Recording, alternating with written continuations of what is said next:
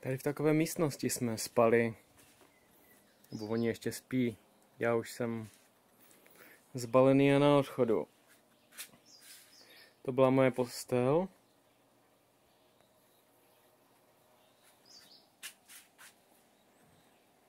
Tamhle jsou další lidi. Potom, když se jde ven,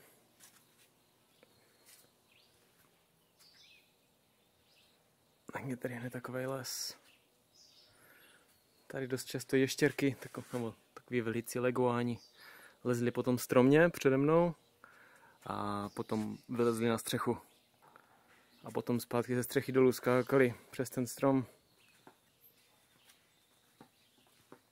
Všechno je tady postavené z takového betonu. Vypadá to docela masivně.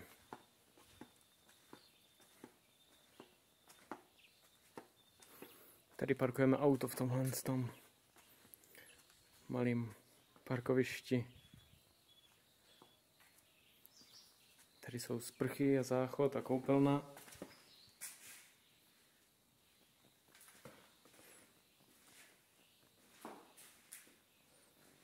Bylo potřeba vždycky zkontrolovat, jestli tam není škorpion nebo had nebo nějaký velký pavouk ve sprše.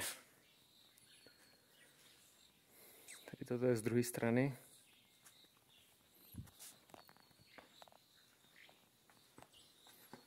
Tady jsou kohoutky s vodou, kde chodí vosy pít. Tady žádný nejsou ráno, ale předtím je tady spousta. Voda je dost dobrá, z každého kohoutku se tady dá normálně pít. Jo, tam na druhé straně další budova s dalšíma ubytovnama. Všecko je tady kolem zelený. Tady na tomhle stromě jsou buď nějaké květy, anebo je tady včelí nebo vosí hnízdo. Protože to pořád bzučí. Celý ten strom.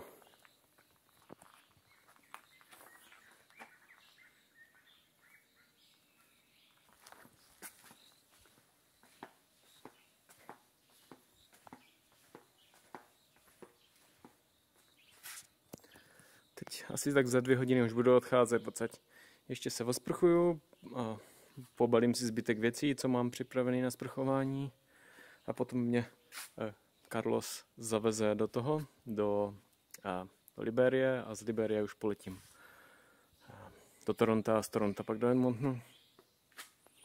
Internet je tamhle v té druhé budově, ten jako Wi-Fi, takže k nám do místnosti, která je úplně tamhle na konci.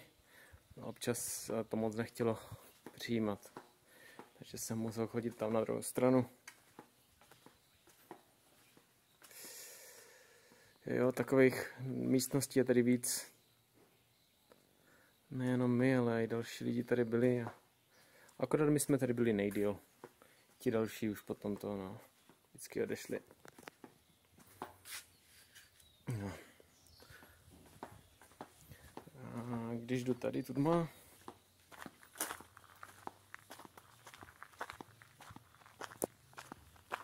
tak tady vždycky jsem viděl, nějaký ty jeleny a i s mladýma a spoustu leguánů tady je. Opice jsem jednou viděl tady v těch stromech. Palmy jsou všude. Tady tahle další budova, to je laboratoř. Tam jsou i nějaký stoly s židličkama, tak tam jsem vždycky chodil dělat nějakou práci na počítači.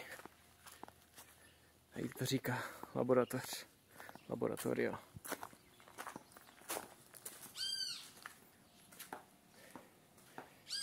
Novší kohoutky, ledničky jsou všude. Tamhle vzadu, tady v té první ledničce, myslím si, že je vosí hnízdo asi. Protože když tady člověk sedí, tak je tam vidět hromady vos, jak chodí dovnitř. Tady je zrovna jedno vosí hnízdo na stropě. Radši půjdu pryč. Tady tohle je zajímavé, protože tady mají takový v těch krabicích jsou hromady vzorků nějakých kamenů. Asi nějaký geolog. Člověk vidí takové zajímavé věci, jako třeba obrovský brouky na zemi, mravenci na něho útočí. Že bych mu pomohl a obrátil ho pod vodu. Au. Snad mě nepokouše. Tak. Brouk velký. Mravenci se ho bojí. Ale když je tady něco menšího a mrtvého, tak ho ti mravenci hnedka seberou a odnesou někam pryč. Tady někdo zkoumá mušle.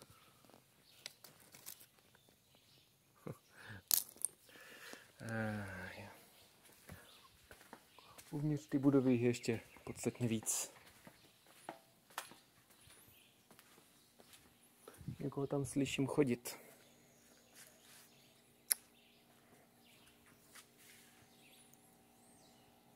Ledničky všude okolo.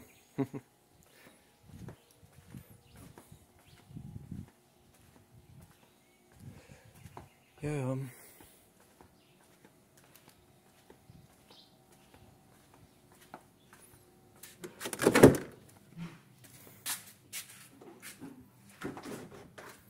No.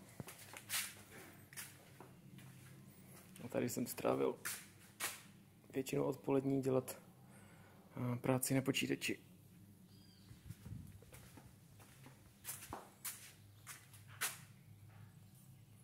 Kolik je venku? 27 stupňů. 80% vlhkost. Jo.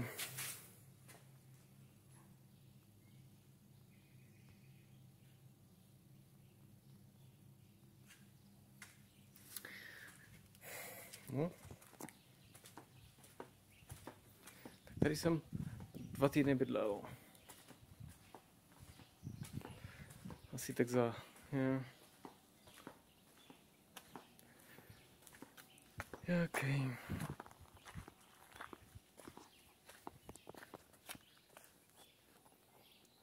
Jo. Za 2 hodiny už poletím domů.